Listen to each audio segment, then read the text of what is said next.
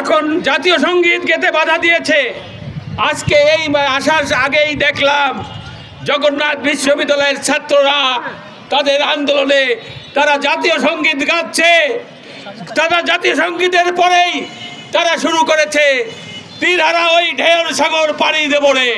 বন্ধুরা, ৭১কে বাধা দিতে চায় একটি মহল, আমরা বারবার ৭১-এ ফিরে যেতে চাই। ৭১ আমাদের অহংকার, ৭১কে মুছতে দেওয়া যাবে না। রক্ত দিয়ে হলে পরেও এই ষড়যন্ত্র আমরা রুখবই। বন্ধুরা, আমাদের কথা পরিষ্কার, মা মাটি মোহনা আমরা বিদেশিদের দেব না। আমাদের সম্পদ আমরা সেই ৪ দলীয় জোটের সময়, বিগত দিনে হাসিনার সময়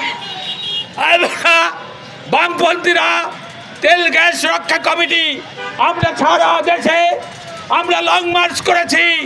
আমরা বলেছি আমাদের গ্যাস দেব না, আমাদের বন্দর দেব না, আমাদের খনিজ সম্পদ দেব না। বন্ধুরা, আজকের নতুন করে এই ইউনূস ষড়যন্ত্র করছে, বিদেশিদের কাছে চলে দিতে চায়। এই অন্তর্বর্তীকালীন সরকার, ওর আমি একটি নাম দিয়েছি স্যালাইন সরকার। ওর স্যালাইন সরকার, ওর স্যালাইন তৈরি করতে কি লাগে? নগদ পেমেন্টে ৫০০ টাকা পর্যন্ত ক্যাশব্যাক আর লেনদেনে প্রতিদিন ডিপ ফ্রিজ এবং ঘন্টায় ঘন্টায় এসি টিভি সহ দারুণ সব গিফট। আধা কেজি পানি, ১ মুঠো গুড়, ১ চিমটি লবণ, আর এই অন্তর্বর্তীকালীন আধা কেজি এনজিও প্রতিনিধি, যেটা সাম্রাজ্যবাদের প্রতিনিধি, ১ মুঠো মৌলবাদ, জামাত মৌলবাদ, আর ১ চিমটি বৈষম্য বিরোধী ছাত্র আন্দোলন। এই হচ্ছে অন্তর্বর্তীকালীন সরকার। এরা আমাদের জাতীয় স্বার্থ ক্ষুণ্ণ করছে। চট্টগ্রাম বন্দর দিয়ে দিতে চাচ্ছে। শেখ হাসিনা শান্তিতে নোবেল পুরস্কার পাওয়ার স্বপ্ন দেখে ওই রোহিঙ্গাদের আমাদের দেশে লক্ষ লক্ষ রোহিঙ্গাকে আমাদের দেশে ঢুকিয়েছিল। আর ইউনূস মার্কিন প্রেসক্রিপশনে আজকে রোহিঙ্গাদের মানবিক করিডোর দিতে চাচ্ছে। আপনারা দেখেছেন প্যালেস্টাইনের দুরবস্থা। ওই দ্বিতীয় বিশ্বযুদ্ধের পরে প্যালেস্টাইনের ভূমিতে ইসরায়েলদেরকে ১ খণ্ড মানবিক প্রশ্নের জমি দেওয়া হয়েছিল বসবাসের জন্য।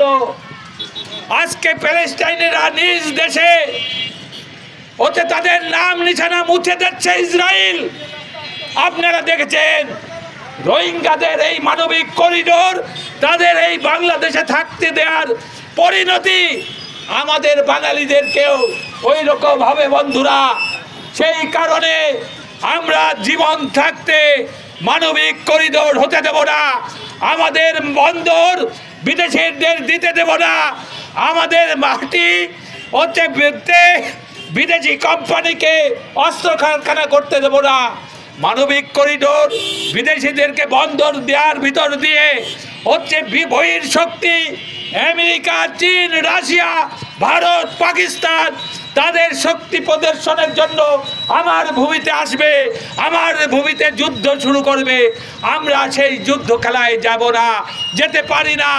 তাই আজকে সারা দেশে আমরা বিক্ষোভ করছি। আগামী দিনে কেন্দ্র থেকে যে কর্মসূচি আসবে সেই কর্মসূচিতে আপনারা থাকবেন। বন্ধুরা, আপনারা দেখেছেন বাংলাদেশ আজ কোন জায়গায় অবস্থান করছে।